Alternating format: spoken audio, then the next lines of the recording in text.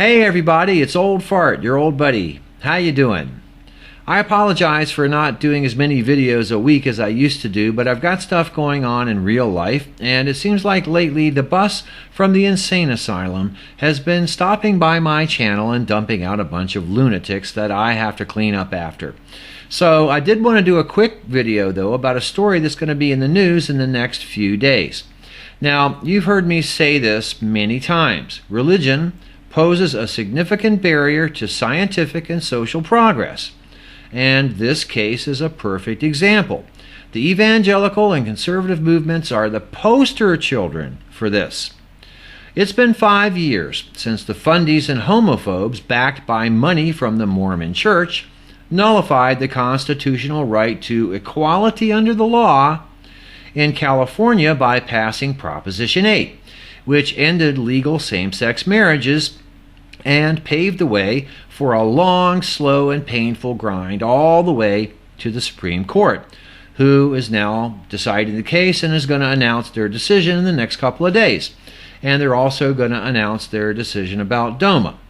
Now, I don't see where the Prop 8 supporters proved any damages. They couldn't explain how giving the two gay people who already live next door to you and butt-fuck like crazy a piece of paper like you and your wife or husband have in some file cabinet somewhere, how that causes any damage to traditional marriage or anything else for that matter. Now, Supreme Court justices attach importance to a concept known as standing, which is a fancy word for having a good reason to sue. Saying that Prop 8 supporters lack standing would mean the court is off the hook. I think this is what they're going to do because this is their easy way out. So my prediction is Prop 8 will be thrown out for lack of standing because it's the safest way for them to go. And the original California court's ruling allowing marriage equality will stand. Now, I don't know what they're going to say about DOMA, so I'm not even going to try to make a prediction about that. So we'll just have to wait and see if I'm right about Prop 8.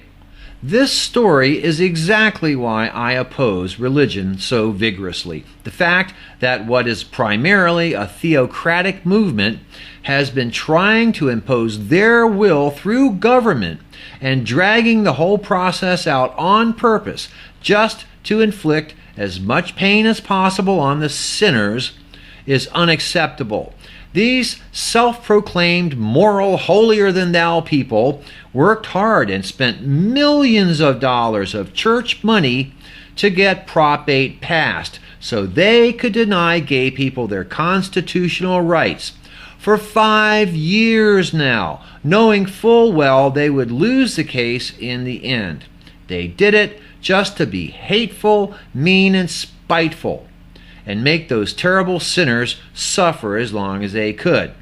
Well, I'm sorry. I have no respect for mean, spiteful assholes, especially ones who claim divine authority for their beliefs and hide their prejudices behind what they assure us, based on no evidence whatsoever except a 2,000-year-old book full of nonsense, is God's will.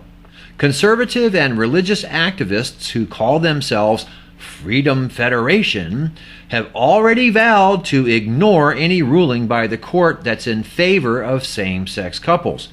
They wrote a letter. "We stand together as Christians in defense of marriage and the family and society founded upon them." They say that something called the natural moral law gives them the right to govern, and that the Supreme Court has no authority to redefine marriage. Well, what are they going to do? Hold their breath until they turn blue? I know what they're going to do. It's not a joke. They're going to try to change the Constitution next. You know, that thing they love so much and can't stop talking about. That thing that was inspired by God that's so perfect, especially the Second Amendment. That thing that makes Sharia law illegal too. You know, it's times like this that I find myself hoping just a little tiny bit that maybe there really is a God, because he would smack the living shit out of these miserable excuses for human beings. But since God stopped making personal appearances thousands of years ago for some unknown reason, here's what I have to say to those people. Fuck you. Peace and love is where it's at, not hiding behind fairy tale bullshit to justify limiting other people's freedom based on your prejudices, fears, and selfishness.